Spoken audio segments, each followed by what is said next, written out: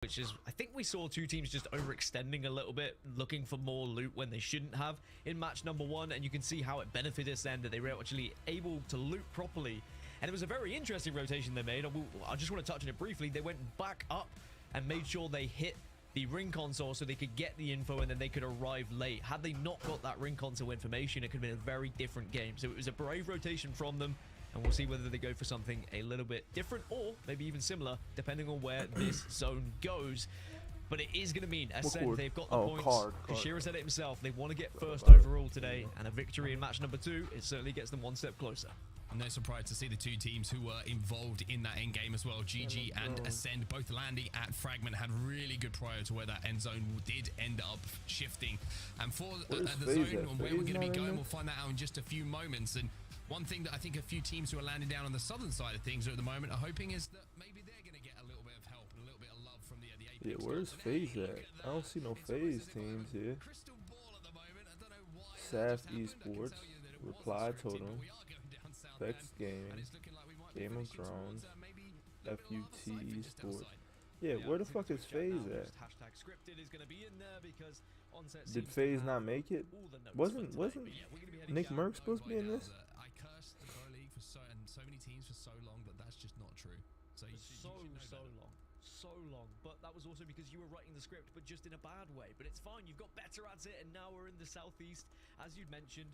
I think one of the biggest telltales of teams predicting zones better now was how quick Vexed moved, by the way. You know, Vex, who like to play edge every now and then, like to play the aggressive style, they moved so quickly to that circle from Lava Siphon in the previous.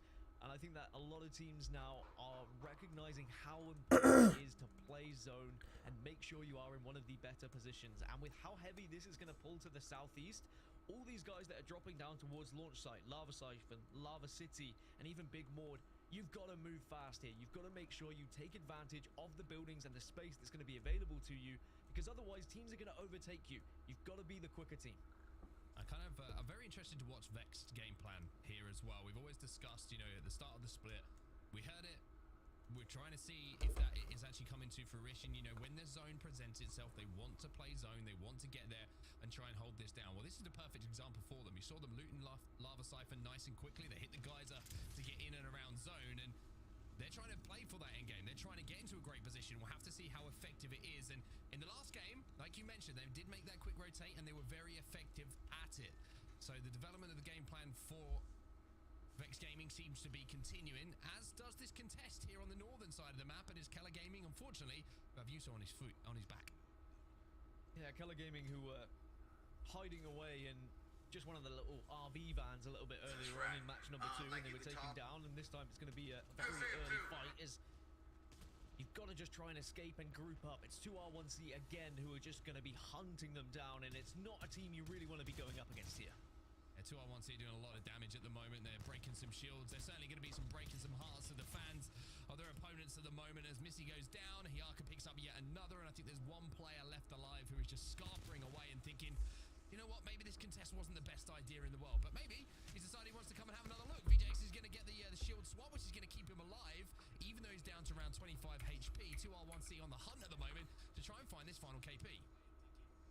Surely there's no way you see a 1v3 happening here. You've got to just try and escape and hope to try and play placement. Nope, not going to happen. Eliminated and Keller Gaming are out. The trouble with trying to play placement and even having that in the back of your mind is because of the amount of seers we have nowadays in the lobbies. You can't really rat out as successfully as you could back in the day. I mean, I know we've had seer for a long time, and I think that has stopped rats being able to be as successful, but it means that sometimes it is worth just trying to take the fight or trying to go for that 1v3 clutch, because if you hit it, it's more likely to get you some points rather than just trying to survive as a 1 where you're probably going to be a lackluster finish in like, what, 17, I'm trying to figure out why the fuck does this look like this just on here. get down and finish. Just get 1 KP, like just get out of the game and realize that contesting still right here though. is a risky Just right business, here though. That's exactly what one team finds out yet again. And we're going to take a look at Dome though. This is where we believe the zone is going to be pulling from. A little bit of beacon information that we have, and Vex Gaming can see right deep inside of that zone. Yes. No. Keeping our eyes on how that does play. Let's see to France. They're going to be Nothing to inside do with the monitor. Lava City, on the most southern That's building TikTok, that we babe. do have in It's Lava TikTok City. They're live. going to have to work their way uphill towards the end game, but before they do that, they've got SMS in inside of the building. I'm trying to put the fucking. Smokes down. I'm trying to put my stream on there. What's going on here? Damn, that's a lot of people that's joining your stuff. At least available for aimbot. They all females. Hey, bro, don't start that shit. Don't you start that just shit. The next few moments or so. Let's see France taking their time at the moment just to reset. And it's always a good idea. Sometimes when you get that first knock and you do a little bit more damage, you have to take the time just to pop the shield cells, not get too carried away with things, thinking, oh, he's weak, I can finish this. And before you know it, the 3v2 advantage becomes a 2v2 and all of a sudden you're panicking. But this is where all the teams are setting up at the moment, Dan. Inside of Dome, you can see Jailings. They've made a quick rotation once again. And one thing I have been very impressed with is how quick Jailings have found somewhere to play in these games. We saw the first game over by Trials. Where were Jailings? They were inside of Trials, by the way. Morningstars and Passion both eliminated on their way forward. But they also, depending on where that zone is going, a watch party, everybody. Like I mentioned, the Trial zone, they've got into a good priority spot, and they've recognized their quickest way and the most effective way they've had success in the past is getting into those good positions. I mean, it doesn't surprise me. Jailings previously too were on Invictus, who were one of the best World's Edge teams that we had at Split 1 playoffs when we looked at their ability to convert top 10s into victories when they actually get into zone. When they are able to predict it, they are so good. As Aurora keep Willie, what's up, man? How you doing? Maybe biting off more than he could chew, but will just about escape thanks to the ability to just slide back on down to Vault. First 3 games so far on set is we've had we live on Twitch. We live on Twitch, everybody. Zones. Say that 3 times over. So we're seeing a lot of early movers. We're not seeing as many early fights happening, and we're seeing a lot of congestion in these final circles. So those who are arriving late are going to be finding it very difficult to get in. Well, Aurora, good news for them. I always talk about how it's funny how one team fight can completely change your fortunes in a day. Well, they've had that team fight and they have 3 KP. Aurora ran over someone on their way towards this zone, and they've got a pretty good place to hold down. The difficulty for them is escaping this vault tunnel when we do see this zone shift. On the flip side of that, if we do see a bit of a funky zone shift and we see it maybe pulled towards somewhere a little bit unpredictable, maybe back out towards Lava Siphon, they have options to play with here. So Aurora are going to be defending this with their lives, but I mentioned one team fight can change things for Aurora. Maybe this is the game where all of a sudden they come to life. I think everyone would love to see it. Well, maybe not everyone. Other teams in the lobby don't want to see it, but fans, fans would want to see it, so that we can have the Aurora of old back. But they're unfortunately going through a new design function, right? We're going to have to see how Sunset is going to fit in. And until we start to see more engagements happen, like, we're going to be questioning, are they going to ever be as good as the previous Aurora? As all the teams that have already rotated up towards Dome, or down towards Dome, should I say, they're just going to be kind of popping off at one another, maybe trying to hit a few shots here or there to level up those Evo shields, but we're not going to see engagements happen right now. The engagements are only going to be forced when teams arrive a little bit later. Just looking across compositions as well, Mark, it's stabilized a little bit in match number 3 here. It's Valkyria Catalyst for the most part. There's a few changes here or there. You've got 5 bangs, 4 Watsons, a few cryptos, but we are still seeing that main Valkyria Catalyst being ever prevalent here in these lobbies.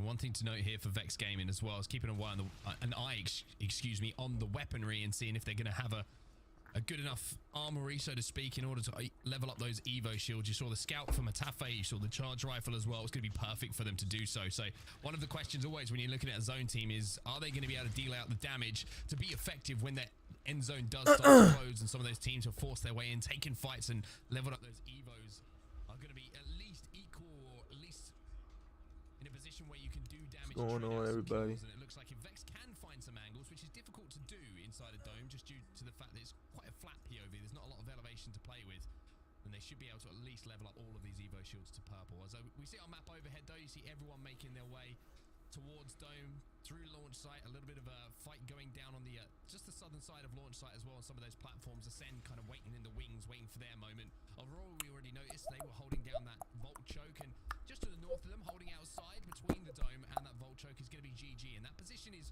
one of the stronger to hold down towards that end game. You've got that huge God Rock to play from as well that Hardeki is calling home right now. Yeah, I also like Jailing's position. Vexed in a fantastic spot. You can say the same for Totem and Nightmare. Even Foot playing the far south side of the eggshells are going to be in an okay spot depending on where that circle goes. The 3 teams that are outside of this first circle, though, that's where I'm going to be keeping an eye on the map overhead. Like, how do they rotate in? Do they go for the kind of balls to the wall play of just trying to get the skyward dive, sending yourself in, and hoping you can take some sort of playable areas? We've seen many a times in ALGS Pro League that doesn't work, but you might just be able to take that risk and hope it does. But let's see the France still posturing up against the team opposite in the building. Again, it's just info gathering. It's trying to level up Evo shields, but usually nothing happens. But when you see a Wraith suddenly portaling, you might get a little bit interested in this one.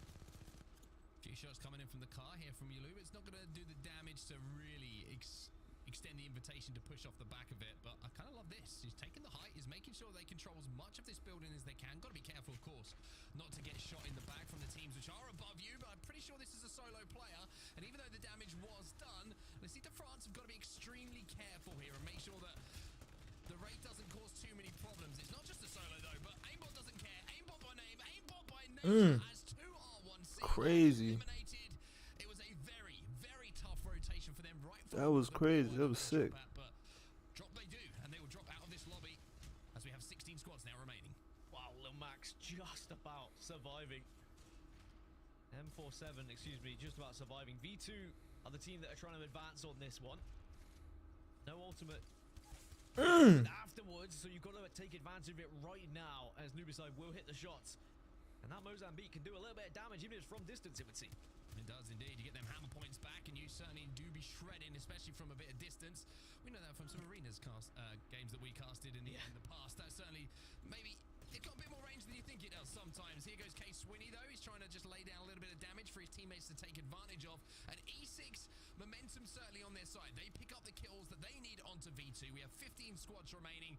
1 minute and 44 seconds for them Yeah, to her be setting out. They have so much work still to do down there. Only in Lava Siphon, and they've got 15 squads still ahead of them. Her skill is actually tough. That new character. To travel the furthest, and they did take their time before making their initial rotation, but at least they've won the first couple of engagements, right? They've been able to at least pick up the KP. Now they can make sure they get the resources. They can think about their plan of action. They do have time to do so. It's It's tough. minute 20 still on the clock, so they can discuss What how they makes want me to try and play happy? through. But you're right, they've got all these teams that are going to be in front of them that would have taken positions. This is where, though, the crypto drone comes into your favor. You can not only get information, but you can also hit one of these beacons, find out where the empty spots were. You're going to see where the players currently reside. Where is your pathing going to be? And you can kind of just draw it in your head once you see where the team. I didn't know that. That's cool. The decision's being made now by E6. They don't have the ability to take the skyward dive. No Valkyrie in this composition. So it's going to have to be more of a bulldozer approach, I would describe it as, from E6, which I think is a very good way to describe. Why they got lightning on the bottom of their feet? What kind of skin is that? Team that Case when he does find himself on, he likes to take the fights, likes to get involved, but at the moment he's just taking damage, and this is the difficulty that we're talking about. They only have 27 seconds left. They've got so many teams in front of them, and they're just got to try and thread the needle, so to speak, as well, and ascend down on that low ground. They're going to have to do something similar, even though they might have that geyser to get them out of a bit of trouble. I think from the information they got from the survey beacon, they would have seen there's a team at Vault and there's a team at the more northern building of launch site. There is a gap for them to break through where a replicator currently is on the map. You can see the replicator that I'm talking about just on the northwest side of the circle in the top left-hand side of your screen. That's maybe where they're going to aim for, but it is not going to be easy because SAF are going to be looking at them, Ascend are going to be looking at them, and Aurora also. So Element 6 are going to have to do the unthinkable here. Maybe they just need to play the montage music and hope for the best. They take to the low ground for now, but it's still not going to be safe. You can see they might be able to stabilize, but a Graceful goes down on the cross, and this is the difficulty, right? When everyone is rotating as quickly as possible to a predictable zone, sometimes there's just no way to get in, but a gold knockdown certainly going to help. They can get him back onto his feet with a little bit of health, unless he gets cancelled at the last second, and that is the worst time to see that cancel, because now the zone is chasing at your back. There's teams in front of you, and E6, oh, this is a tough old route to take uphill. I think the Observer is being quite cruel today to watch this journey, but at the same time, SAF, who did drop to take them down, are also going to be punished because of it. Lucky will be the last remaining player. Case Winnie's still alive for now, eventually gets knocked, and somehow E6 still doing a job here. The unthinkable maybe becomes a possibility. Game of Drones will now sweep in to get the final. That rampage is hitting. That's probably that rampage and Nemesis is probably going to be crucial during these times. Look to get the finish onto Case Winnie as well. See see the Rampage slowly finding its way back into the meta as well. He charged that thing up just before a In fight. these big tournaments like that, it's probably going to be crucial to have. As we get a little look of the land, look at how Ascend have managed to navigate that though, Dan. I mean, that's the difference, right? Ascend and E6 were in very similar positions and had very similar decisions to make on how they wanted to path their way towards this zone. I think one difference might be the fact that Ascend have a Kraber to work with as we see E6 finally being eliminated, but still just making the calls at the right time to, as I mentioned, thread that needle, find a way through towards that zone. Aurora at the backs at the moment, who still have control of that vault tunnel, but with GG holding down the other side of it. I kind of think they wanted to try and mirror what Ascend are doing, but have been forced back now. I mean, I'd be quaking in my boots if I was the likes of Game of Drones and Aurora, who were close to Ascend, because all it takes is one of those Kraber shots to pop your shields, and then suddenly that could be Ascend jumping on top of you. We're going to see information just gathered here by Kashira on that crypto, as now Aurora will be making their way. They went through Vault instead of facing against Ascend, which was probably the wise idea as soon as they heard that Kraber shot, but they've still got to make a very big journey, a treacherous one, across open land here, and they're taking so much damage in only 10 seconds before this circle comes in. Yes, it's GG. They've been holding down this spot for quite some time. Now, GG have to move as well, which is what Aurora are trying to force the fight. They're saying, hey, you hold us out here, you're holding yourself out, so you might as well try and rotate and give us a bit of space to play with if you want to be involved in this end game. The smokes coming in from ranches are certainly going to help with that, and they're trying to make a wide left wrap here. Jailing's still in the vicinity, as well as Le Site de France, I believe, on that side of the dome shell, and Aurora have spotted them out. Now, previous seasons, we might see Aurora run through these two teams, but it's looking a little bit tougher for them now as they use that catalyst wall to get into zone. Yeah, Dark Veil is going to be very important for a lot of these teams, but look how far they've made it, but they still have to go through Dome where teams are already in these buildings, so you've got to either go on top of them, go down below them. You can't really go through them, and Aurora have already lost one on their journey, as at least Cleave's hitting the shots, but you can see in the kill feed, everyone's starting to lose players as they make their way into this zone. Game of Drones eliminated as well, down to just 10 squads now, and that zone pull was the difference maker for all of these teams. You can see that everyone's trying to have a little bit of a scrap at the moment, a lot of utility being used. You saw the exhibit going down from a Seer, fight maybe just being forced away, as Ascend still, Dan, it's so fascinating to watch the way that they're navigating their way through to this zone. If Ascend win this game from here, it would be one of the performances of the season from me. From the positions they've been in to where they find themselves, it would be something special, but now it's all up to Postkill, who, speaking of something special, is going to have to pull off something magical himself. Yeah, now it really would be one of the most impressive victories if Postkill is able to somehow do it. You've just got to try and survive, though, as Postkill. Get into the top 5, secure those extra placement points, and it would be nice if you could tuck yourself there, but there's a lot of lava, Sunshine, so you're going to have to make sure you just try and find a little different area. But unfortunately, Outplayed get taken down. There was a rat still surviving. Gaming Gladiators also finding some KP. 7 squads remaining. Vext also taking this fight.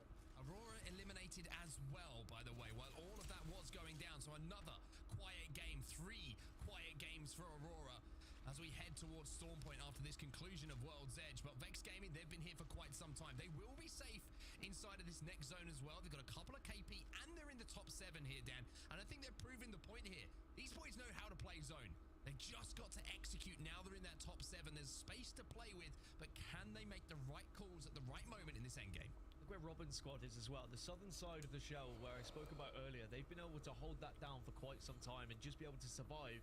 And they can hug the west side of this shell and should be able to stay alive at least the top 5. But then you've got to be able to at least do the damage on the teams that are going to be arriving. Gaming Gladiators is going to be their first fight, and actually it looks like that fight is already happening on the western side of this dome area.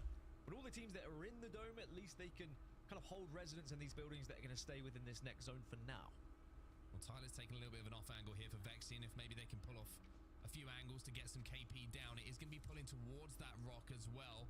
Got to talk about GG as well. Gaming Gladiators, they've had another really, really solid game. Ascend's still alive, by the way. Post-kill, I said he has to do something special. Well, maybe he can. He's going to find a couple of kills. Nightmare Esports, forget about post-kill. But you can't let that happen. GG go down as well. As all of a sudden, with 4 squads remaining, post-kill is still in this game and still has that Kraber. I mean, I've made the mistake of calling something impossible to happen before, right?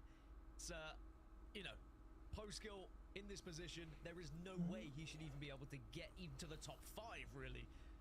But But he's been able to do that. He's been able to do the first step of the journey. Now you want to aim for top 3. Placement points is everything. And as long as you can avoid the sight lines of some of these guys that are arriving from the western side, Robin and the rest, then you might be able to just pick apart the pieces once damage has been done. But for Vex, they're going to hold the height on this rock that you were talking about. As for Totem, they're going to hold the building just next to where Postkill is, and they've been able to kind of fortify that building for the longest of times, but when they're eventually forced out of it, it's about where they go and how they play that.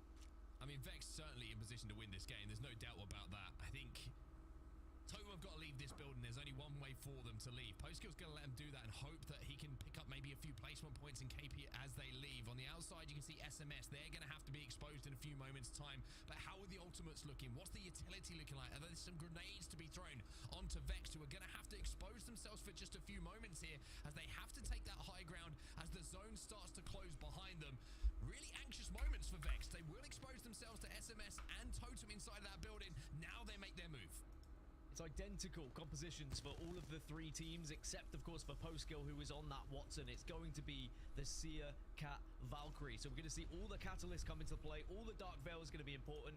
All of the Circle sightlines are now going to be taken away from each other. And this is where I say, Catalyst players, this is when your bread and butter needs to be going down. You need to be making sure you're giving all of that information to the rest of the squad, because you can freely pass through those Dark Veils. Nade's been thrown in the sky, not quite damaging SPS in the way they would have wanted. Another Catalyst wall goes down as Vex, you saw one player try to swing out a little bit and do some damage. Postkill's still alive, by the way. He's found a cheeky little corner to call his own. Totem make their move towards zone. Vex now have to drop as well. As SPS now try and move forward. Ascend are eliminated. It won't be magic from Postkill. Reply Totem eliminated. Is now a 3v3 between Vex and SPS, but it might not be a 3v3. It's going to be a W instead, as SPS from the edge of the dome will close out game number 3. They took the southern side of those eggshells very early on, and because of it, they were able to cut off the sight lines. They were able to enter the fight pretty much last there, and it was actually Postkill who really annoyed Vex. He was able to get a knock onto one of the Vex players as the solo rat, and I think Vex will be a little bit peed off about that one, but fair enough to Ascend, right? It was looking like it was all doom and gloom when they were in 8th, and then somehow they not only get into the top 4, but also KP alongside it, so shout out for Postkill, but it's all about SPS getting that victory done. Yeah, big result for SPS that, but I was fascinated by the way that Ascend, like I mentioned in that middle game, managed to navigate the traffic, because there was 15, 16 teams still alive where they were trying to work their way uphill towards Dome, and that rotation is one of the toughest on World's Edge, right, when you're going uphill, because there's so little cover to play with. You've got that little trench that they kind of managed to just about sneak into with teams surrounding them, and I think they were kind of helped by everyone else taking the fights around them, where they were kind of like, don't mind us, just gonna wander in through here, boys, don't worry about it. I think also having the Kraber and firing a couple of shots certainly kind of warns the lobby that you cannot poke Ascend in that position. Well, I mean, Tiff was in that position. Well, I mean, Tiff was watching and waiting in the wings, and I'm sure she was enjoying what Postkill was doing as well. Tiff, I mean, Ascend managed to get into the top 4, but SPS, the positioning, they were able to get the victory because of it. Yeah, very interesting, if I might add. Postkill just kind of ratting away as a Watson and just having some stellar moments. There's nothing more exciting than an aggressive Watson just surviving as long as they possibly can. But you're right, those dome zones can be incredibly interesting. And I think, Onset, you brought up a really good point. It's rather challenging to get in there. And as I was seeing Aurora make their rotation, obviously they lost out on Sunset and Nazir, as we have the highlights kind of rolling, I think that could be one of the things that Aurora has technically been struggling with. It's getting to that next zone, finding their way in and fighting forward. GG did impeccable by moving away. I think one thing that was a standout for Aurora, and we keep going back to it, right, is they were one of the first teams who really kind of champion Catalyst and how they can use that legend to isolate a fight on edge.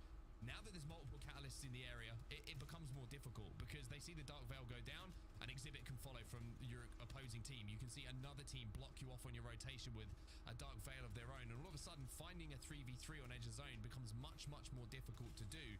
And the longer that you leave it, the more it forces your hand into a position where your opponent sometimes has a better position to take this 3v3 from. You saw GG held them out for as long as they could before they had to continue their rotation. That slowed everything down. That forced them to fight. Other teams then had a line of sight onto them as they tried to force their way into zone. It's so tough, and it really highlights, you know, how difficult it actually is to navigate towards these end games if you don't have a zone that goes your way.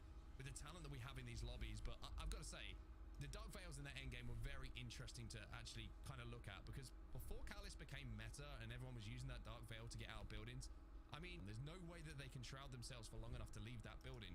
As soon as the Dark Veil goes down, Vex go from favorites to what do? We cannot see what's going on. So it's just fascinating to see how that Dark Veil can influence an endgame. There were 3 total Dark Veils at one point in that endgame scenario. And you think back to APAC North and their World's Edge games, they were utilizing the Dark Veils to maybe mid-game for their rotations. They were essentially taking Valkolts behind the wall, and a lot of their endgames didn't really have Dark Veils. There was a lot of Bangalore standing out with the smoke. Now, Gaskin, I kind of want to pose a question to you, and I'm curious your thoughts on this, because back when it was like the Gibby bubble meta and like everyone was bubble fighting, it was who you could force to use their Gibby bubble first. Do you think that's kind of happening here with the Dark Veil with Catalyst? Yeah, you've got to be prepared to paint a picture when you are the Catalyst, right? You've got to be thinking about where other Dark Veils are going to go, because the last thing you want to do is put your Dark Veil down at the same time as someone else and he goes in exactly the same position and you're not able to get the vision and the advantage because of it. Sometimes you want theirs to go down first, because then you can assess what they are cutting off, and then you can also cut off a portion of the map to your advantage. And if you are the Catalyst, as I've been alluding to in the commentary, you can be the one to pass through that Dark Veil first. Give the freedom to your team to say, okay, we can push through, you can take the vision impairment just for now. I've given us the freedom to just hold this area for 10 seconds or whatever whilst the vision's impaired, and then suddenly you have the best position in the circle. So yeah, it can be sometimes about getting it down last, because then also when theirs go down, yours is the last one up, and then you're just sitting pretty waiting for them to come through or waiting for it to drop. It's a risk is at the same time, brother. But yeah, you're right. I think there is an element of being last sometimes is better. I completely agree, and you're right. Congratulations to SPS for taking the map 3 victory. But as much as I love hearing from you, Onset and Gaskin, there is someone else that I would love to pick their brain. So hi, Yuki, the 1v1 legend himself, the Rampart enjoyer, the university student. Bro, you are an absolute legend, and I could sit here and hype you up all day, but thank you so much for taking the time to chat with us today. She wanted to dig. Thanks so much, Onset. Gaskin. She's trying to fuck him. Now, I've got some questions for you, and we are going to take a look at the zone eventually, but I want to kick it off. I'm just really curious. First off, Rampart, how are you enjoying it? Do you enjoy Sheilaing people down? Does that, like, bring you joy? Absolutely. I believe Absolutely. Sheila, Bitflix Gaming does play her as well. However, it's a different feeling when, you know, you're one of the few teams who play a legend, and you can kind of really showcase their abilities and how they can be incorporated into competitive.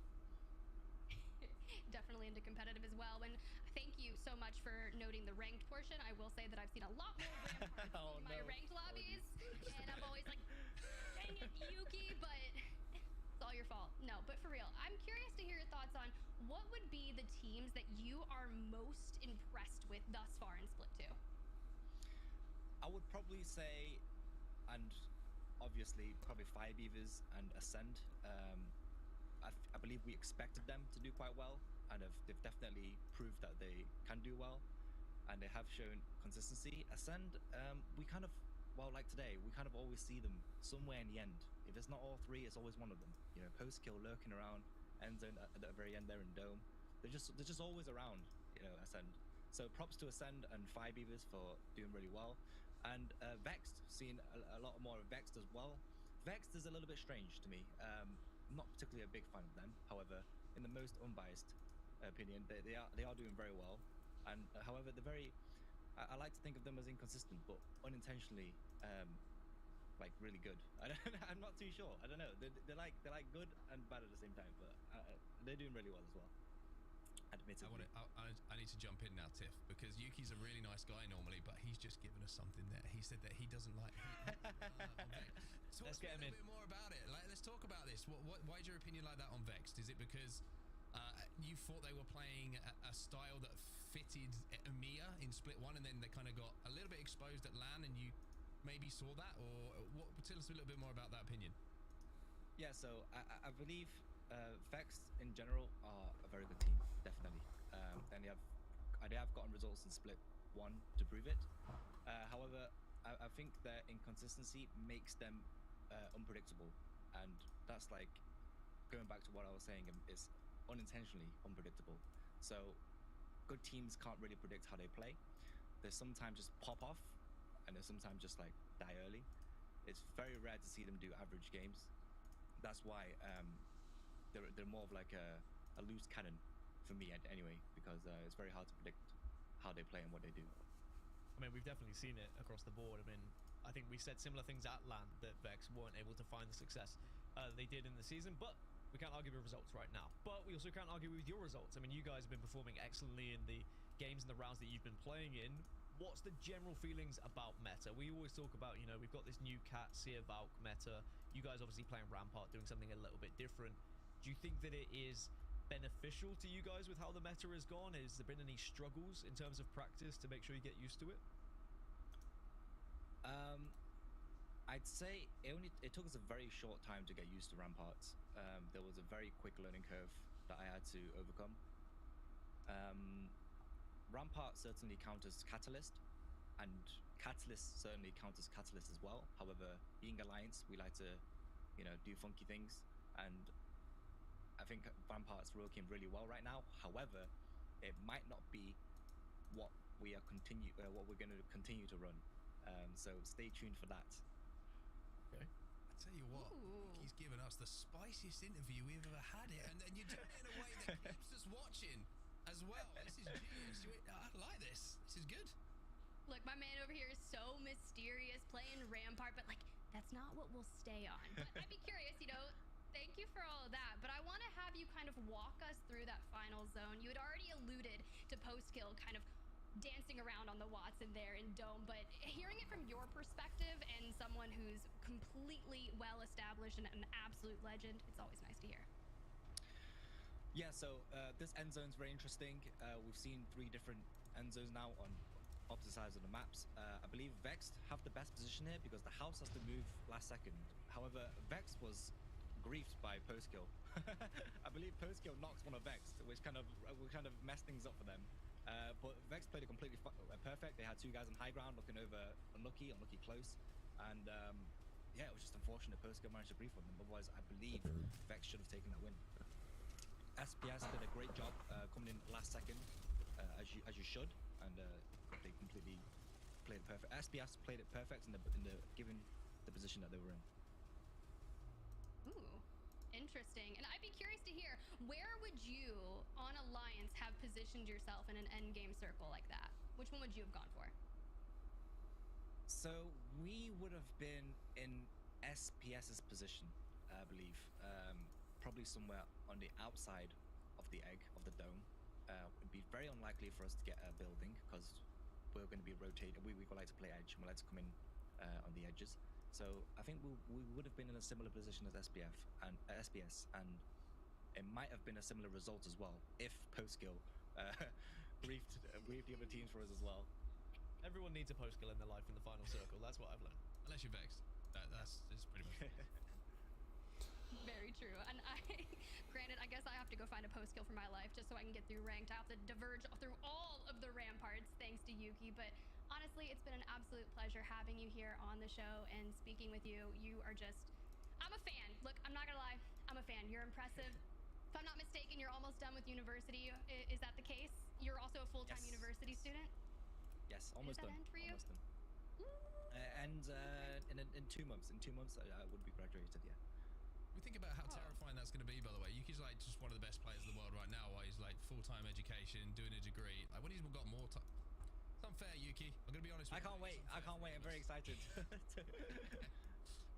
I mean, I'm just going to keep asking myself, what's it like to be so talented? What's it like to be Yuki? But, I mean, any last words? You want to thank anyone in particular before we kind of send you off here? I just want to thank my teammates for making me who I am today, and thank you to our sponsors as well. Alliance represent, of course. So, yeah, thank you so much for having me, Tiff, Onset, and Gaskin. Appreciate it. Thank you. What a legend, bro. Let me just tell you, everyone needs a post-kill in their life. What about everyone wants a Yuki in their life? Now, this is a different Yuki as well. He's starting to become himself, right? This man knows now what he's doing in these interviews. He's given us a little bit of drama, a little bit of spice, a little bit of entertainment, but also, of course, always well-spoken as well. And very excited to see the future of him and Alliance. I think that what they're doing with Legend composition, like getting the Rampart underway, like it just makes everything good to watch. like Well, now I'm curious. I'm curious to see where they're going. Apologize to him, but like very quick, because like he gave me like one suggestion. Like he didn't even say anything bad about Vex, and I was like, so you don't like Vex then? And he was like, no, Vex are a good team. So I feel like I should apologize very quickly for that, Yuki. I'm sorry to throw you under the bus, but I'd do it again. Won't lie, I'd do it again. Onset, the devil on your shoulder that everyone needs. He wants the true reactions, the true feelings. But let's go ahead and take a look at the series results and see, you know, SPS's climb to the top, Ascend reigning supreme there with 39 points, but that victory in map number 3 put them 30 points. So SPS now in second, but Gaming Gladiators, Onset, I'm coming back to you. Hey, look, I told you I've got the script for today, all right? And it seems to be coming true. I was like, hey, maybe GG, haven't spoken about much this season, haven't really deserved to. And ever since then, of course, they've popped up, and they have been popping off as well. In those end games every single time, winning the 3v3s that we know they do.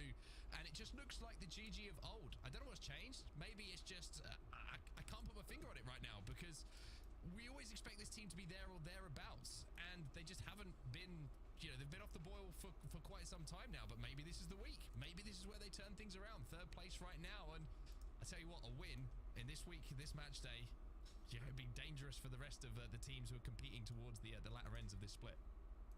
Look, it's Hardeki. That's the word. That's the answer.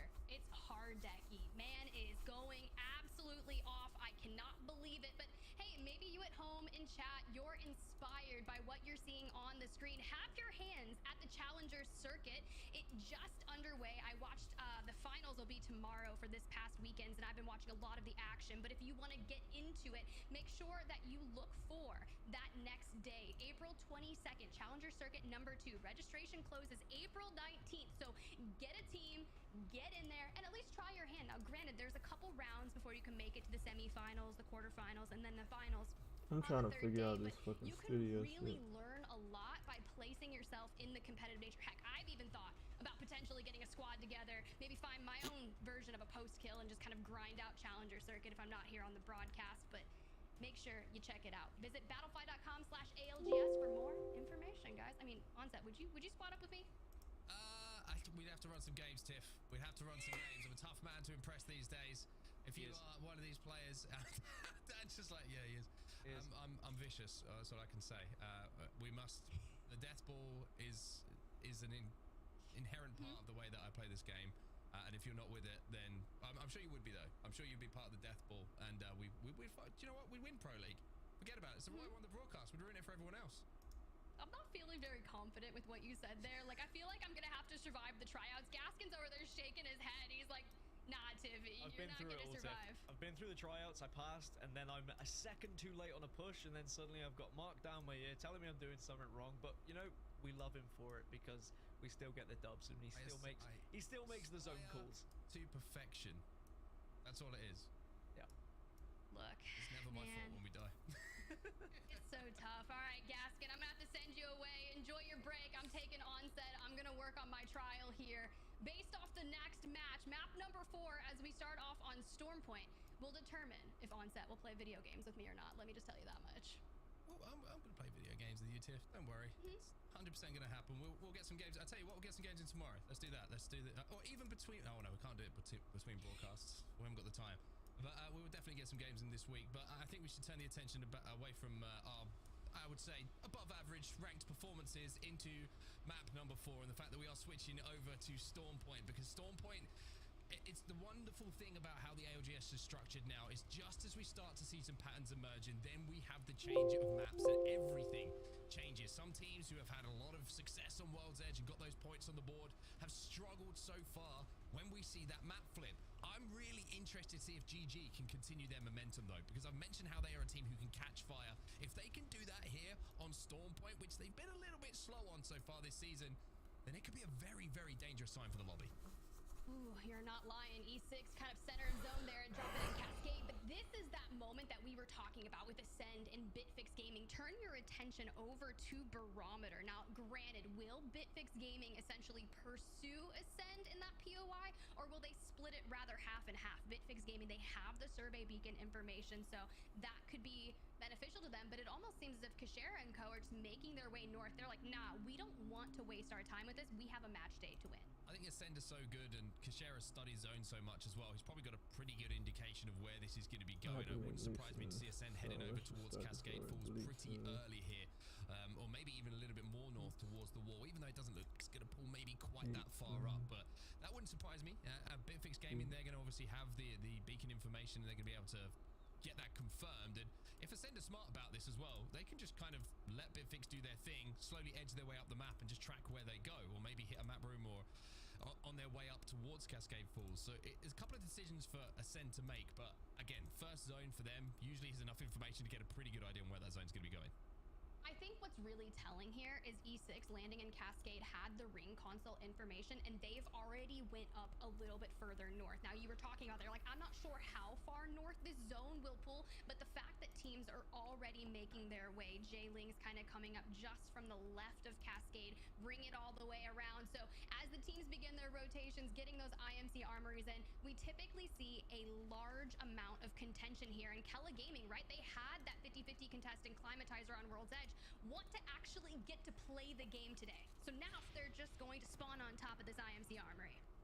I always feel this isn't a good idea. I've got to say, like, if you hear a team inside of armory, you're like, oh, cool, yeah, great, we can jump on this, we know they're there, but it's not the easiest fight to take. The people can hit the jets quite quickly out of there, take that grav lift before you can get any damage, and even if you do find yourself taking a fight, just think about what the team inside the armory is doing, right? They're getting all the attachments, they're getting all the loot, they're leveling up. Like, they're a very difficult fight to take, and when you've got 3 blue armors, it can be a very, very tough situation, even though, you know, if you play a little bit ranked, you might sit on top of one of these armories thinking you can take that fight. I think it's one of those kind of, like, it misguides you a little bit, thinking you have good angles on the team, and before you know it, you can see yourself getting picked. It's a little bit of an ego chow, if I might add. You're feeling a little more confident when maybe you probably shouldn't take that fight. But Element 6 doing a little bit of drone work here from K Swinney. They're the team that rotated out of Cascade post-ring console information. And now sitting up here, they have access to a survey beacon nearby in the vicinity. But the issue with that is you can only hit a survey beacon once. And should you do it on rotation, I feel like you need to save them for the perfect timed areas. Yeah, especially if you're trying to work your way in from edge. It's always a good idea to get the lay of the land, see if there's a couple of isolated teams that you might be able to fight on edge and really level your way up. And as we speak of leveling up, we might be seeing a couple of teams looking to throw down as the battle of the armory, which is, let's be honest, elongated at this point, is still continuing. Keller Gaming, they're going to have to take their time here and might have to be forced down to the low ground. This is something maybe they didn't expect, which is the Seer Ultimate going down, which is the Bangalore Rolling Thunder going down to clear them off of the height, and Missy's taking damage themselves. Gadam's going to try and respond, and this is the problem that I mentioned, right? It seems like a good idea until one of you gets knocked, and then all of a sudden you're thinking, why have we spent so much time here? It's just rather fortuitous, right? You use all of your abilities, everyone burns through their ults, and it comes down to it. You haven't really made progress into this fight, and any fight that takes maybe longer than 25 to 30 seconds, it's just not worth it. And LCDF, they're gonna hop into the portal, close the distance, and bring the action to them, and little thermite for the door action. I think let's see, the France are a little bit, how we would say, feel disrespected. Having that team just sit on top of them for so long, and you can tell that by just taking the portal. Just take the portal, you're like, how dare you, come back here, Keller Gaming. And that's exactly why you don't fight the armory team who's inside it, unless there's multiple teams around who can maybe help you out and you've got a couple of good angles as they leave, because it's just so tough to do. I mean, you were looking at Lycée de France, the R99 gold mag, all the attachments you could want. With 3 blue shields, it's a tough fight, full stop. And I think that's you talk about the learning process of going through the Challenger Series, right? Well, that's something you have to learn very quickly in Pro League, is that you can't really rely on that being a good success rate in that fight. Well, that's true. I mean, Kella Gaming is one of those teams that came in through the Split 2 qualifiers, so I feel as if you take a season in Pro League to kind of learn, get those contests out, maybe learn those rotations, talk about battles. Don't perch on top of LCDF or you get punished. And I feel like you mentioned it, right? You go that's an ego chow, and you're feeling confident, and there's not much you can do to distract away from that. Yolu being one of the youngest fraggers in the EMEA region on the Valve, just finding success, led by Psychop. I mean, this team is dangerous. It certainly is, and Lycée de France are now dangerous in this game as well, because they have the ability to rotate north. They might be able to take the zip line up into towards the wall. And it might be a little bit of a risky play if they don't have that seer, get the information. Yeah. That will be clear. Yeah. They don't know who's waiting Yeah. at the top of that. Yeah. Instead, they might be Yeah. thinking about a little bit Yeah. of different rotations, Yeah. taking that Yo. They get stuck in the mud for a few seconds, but the more dangerous thing is for anyone in gold now. Defiance now got plenty of loot to work with as well, having just won that fight, having done the armory, everything they want to do and everything they want to have as far as attachments and meds are concerned. I mean, you can see in the backpack right now of Psychop, right? It's looking very, very strong for them. This is an interesting move for them. They're going to go deep into zone. Maybe No way. get a little bit more extra information themselves on where No way. No way. No way. No way. No way. No way. No way. Making that negative rotation out No of way. the No zone to way. grab a ring console or a survey beacon is everything that you need, especially when you're rotating in from that chokehold by IMC armor. No way. We want to take the zip line, go up to wall. Should we hit the grav cannon? Grav cannon's going to be a lot of No way. No way. No way. No way. zip line. You typically have one Hold team up. camping it. I've seen a We lot of really- people anchor it off with the fences We and really then live. utilizing the trident to kind of Bro, drive how the through fuck those did I get chokeholds. this? All right, post kill, ninja kick that spider. My gosh.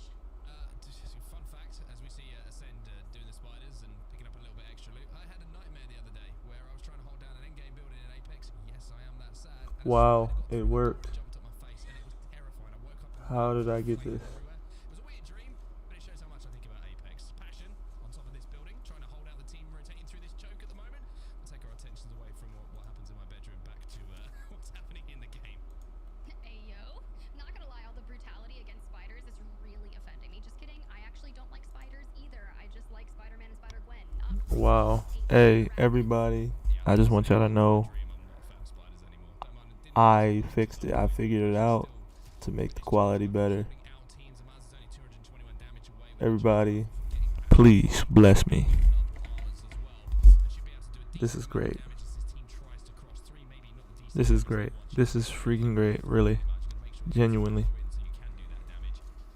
But for now, just looking at the zone, it is very, very busy at the moment. See if a lot of teams Holy crap, that's so dope. making their way to the armory. That's so dope. Just saw a couple of fights breaking down, but Ascend very interested in their position. They're in a choke, which is on the west side. Everybody, what we're watching right now is the AGL, Find themselves right now. or I'm sorry, the A, what is this? The AGLS, ALGS, my bad, LGS, what was that? Kevin Williams, appreciate that host, brother. What's going on, everybody? Yeah, I'm just so impressed with what's going on right now. I'm trying to figure out how to get my camera added on here, but we'll figure that out in a minute. Here's Aurora. This is a really big moment, I think, in today. Full stop for the lobby, for Aurora, maybe even for their season. They found, finally, it feels like, an isolated fight on the edge of zone. And Aurora put some big games together on Storm Point when they were playing Appreciate that, Father, and brother. they were using that Catalyst wall effectively. This Sunset is doing dope. some decent This is damage so with this dope. car. We That's got it more figured than out. I'm just decent. trying to figure out where my Two stream will key get is, though. taken down, and the new boy to the lineup doing the most damage you could ask for in that 3v3. Maybe new to the I've been lineup, wanting but this for a not minute, new man. to the game. Sunset has great. been waiting to find a team to play. Now, granted, had a brief stint under Yeah, the we- GG we- roster we- and we- split one, we but will be had announced streaming back in every day. December that he was looking Every day. for a Every day, team all to day, join, all the wanting time. to grow and handle through split 2. And yes, unfortunately, that Finally. comes in the aspect where Maliwan is no longer a part of that team, and Sunset kind of has to step in. But it's interesting, right? Sunset on the Seer, Finally. right? That brings a little bit of interesting aspects because Aurora typically had played triple assault characters on Storm Point when Maliwan was a part of the group. Looks like they've converted to the dark side, so to speak. Obviously, Seer, we know all about Seer. We talked about Seer more than enough on what he brings to the game. And when you're a team like Aurora, if you can get down that exhibit, then it's just going to help you. I mean, there's nothing else to say about it. Having the identity and the outlines of where those players are is certainly going to make life easier. But life right now for Passion, not good. They were all stunned on their way off the top of that building they found themselves in on the zip line. It's Nightmare Esports who now take residence. Bro, that guy just fell from the roof, just falling down. Now full elimination out. Nightmare Esports, but it's Gaming Gladiators that are biding their time on the outskirts of Command Center. And I really want to see a strong performance here from Hardeki as he just absolutely takes so much damage. Arcs are going down, but that could be really critical. Leogree able to get a knock onto Tyler, so this is a 2v2 situation against Vexed. Gaming Gladiators have to send it through the Dark Veil as well. It's a 2v2, like you say. Hardeki did a huge amount of damage. You saw the idea, though, from Vex. They wanted to isolate Hardeki on his own, but isolating Hardeki, he's still going to do damage to you. And we talk about Hardeki Mickey all the time, but it's Artico and Leogri who clutch up in that 3v3, but Morning Stars want a piece of it now. They hear this fight going down between Vexed and GG. So we're good. I mean, the stream is working fine. GG are out there. They don't give them the opportunity. Yo, I'd be out of there too, Onset. I just finished off that fight. We already lost out on one. I do not want to stick around for the third party. It's kind of the worst part about Apex. This is so when you good. end up fighting an isolated 3v3, and the next thing you know, you've got half the lobby on you.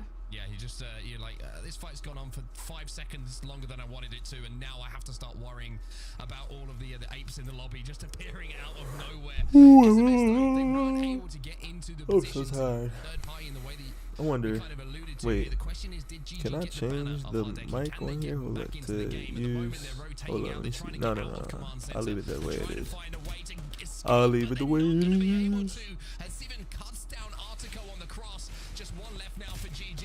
Trying to make a last stand, not going to happen. Morning Stars, they get their dessert, they get the third party, and they get the 2 KP they were desperate for. I mean, congratulations to Morning Stars, right? They needed that KP. They need to Encourage have something your that's viewers going to to share give your them the live. momentum No, I'm moving okay. forward. And with Sivin on the crypto, you Glad can they're utilize here. that EMP, which is great for third parties. It's just tough. I didn't see that come out. So, and GG, man, what were they going to do? Like, genuinely, what are they going to do? Go out the back of command center, push out into the open circle in the line of sight of everyone?